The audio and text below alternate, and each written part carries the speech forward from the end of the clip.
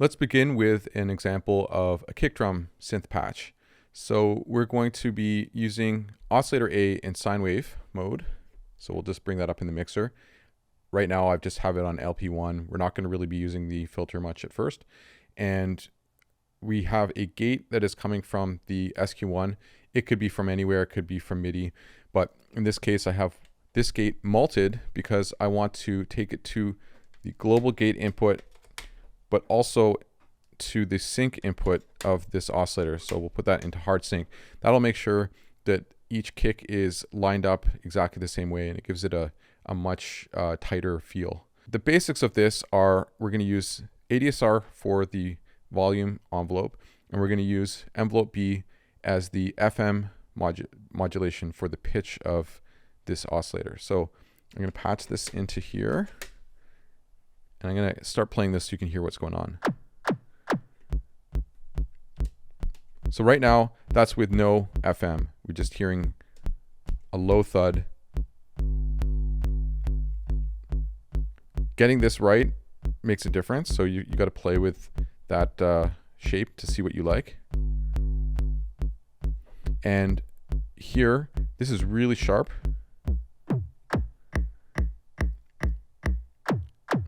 So bringing that out a bit, changing the shape, will really change the feel of the kick and the depth.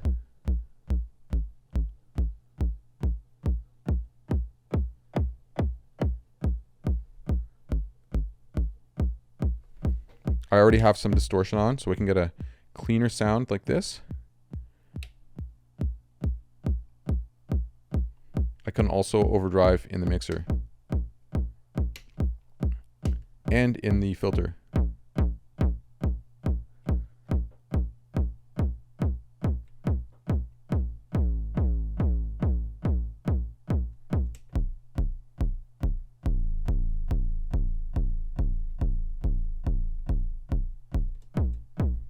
Without the sync on, you'll hear that there's less consistency with the kick drum. And then, of course, you can start to get creative. You've got the waveform mixing, so you can bring in a bit of noise.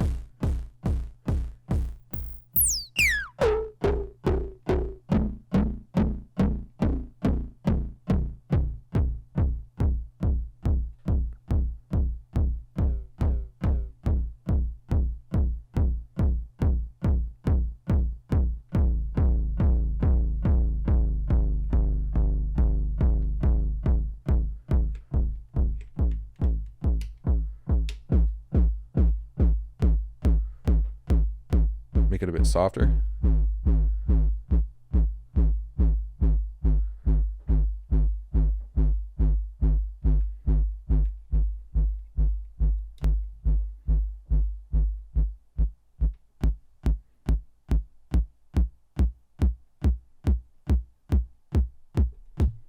And if you pitch it up, then you can start to get the basis for toms too.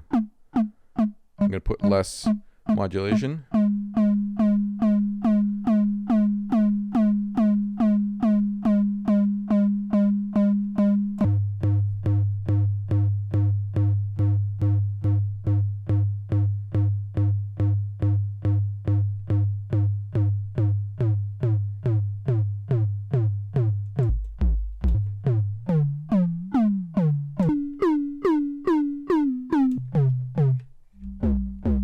Get more atonal fuse ring mod mode too.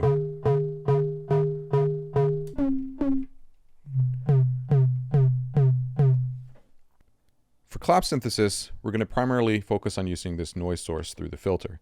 So in this case, I've got a single gate coming into the global input. Again, you could just use MIDI or whatever you want. And I am just triggering this one envelope. So if we hear this, right now I'm in alt noise, and it's the second one. Let's turn the filter to bandpass 2.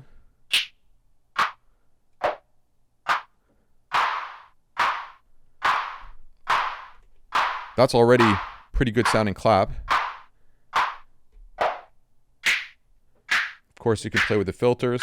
But there's a trick that I like to do which is I take a fast clock from VCOB. I'm going to put that into the trigger. And then by basically doing this at audio rate, I'm going to get another flavor of noise to have in parallel. So turn this off, you can hear. And unlike the other noise source, I can play with the timbre a bit more by adjusting the clock rate. So now if we layer these,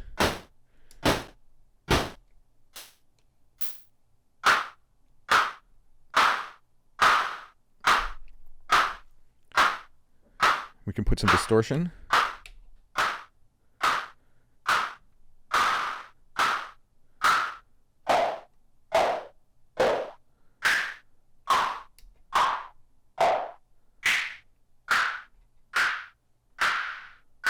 And then, of course, you could try to balance the flavors of noise here.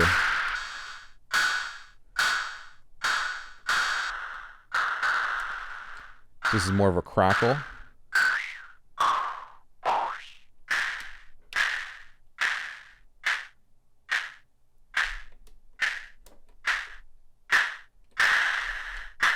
And you could just use regular white noise, of course.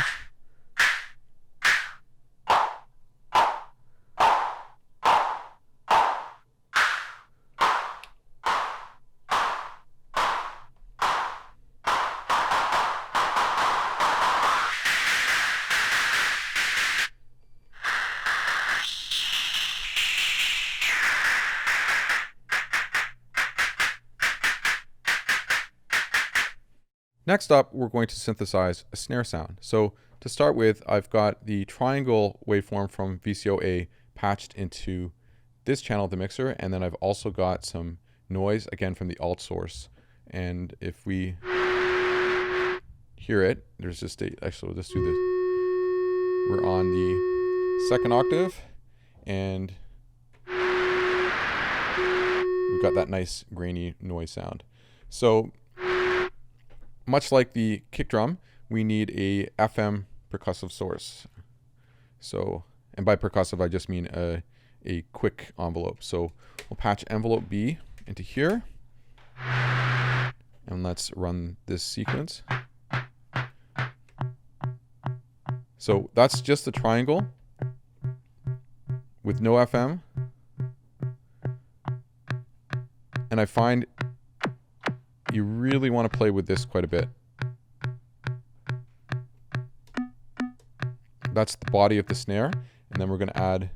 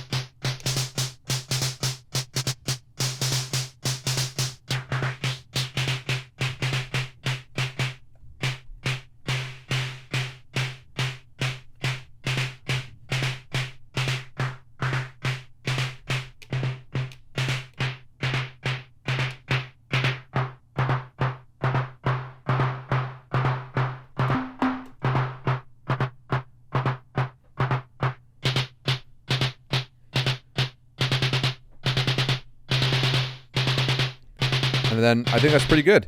You can tell for this particular patch, there's a lot of tweaking you can do to really dial in exactly what you'd like. And it's really personal preference. But all the tools are there.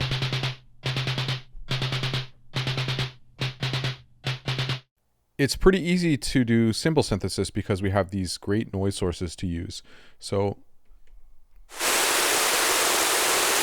right now that's alt noise source again. And I'm going to switch to the third setting.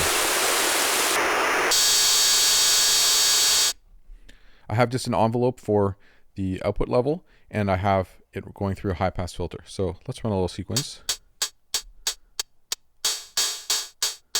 So with the short envelope, I get a closed hat, and then I can open it up.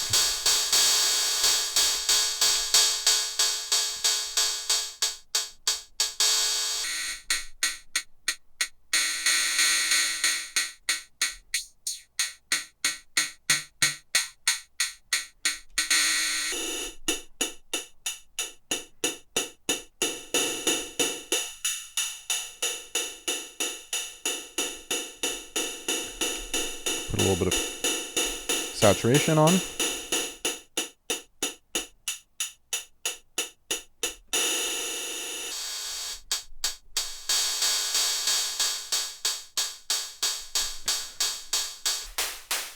If you want a more old school type feel, you can go for one of the whiter pink noise sources.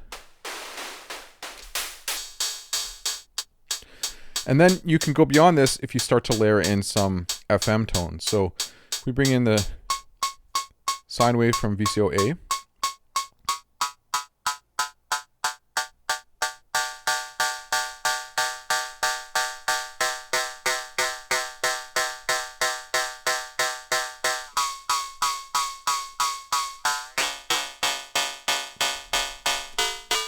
And that starts to become a little bit more alien.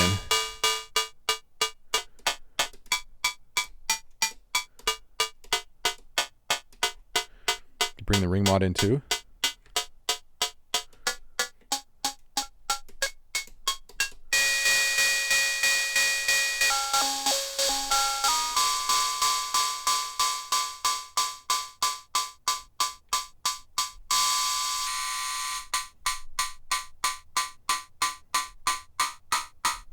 And if you sync A to B, then it'll change how the FM sounds as well. Take away the noise, and we're left with just weird FM percussion. And there's a ton of different things you could do with this.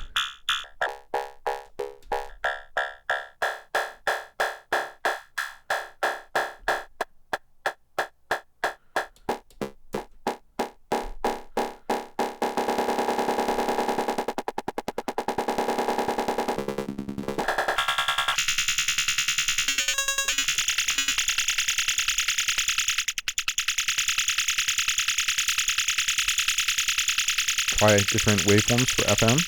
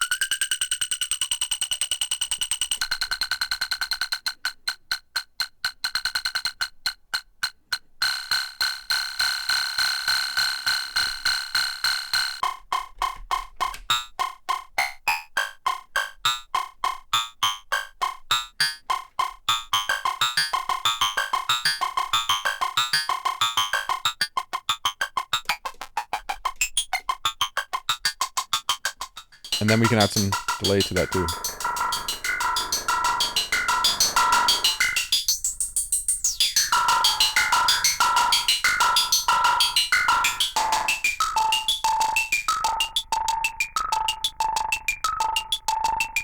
Hopefully these examples have sparked some ideas, and we look forward to hearing your creative percussion patches with Cascadia. Thank you.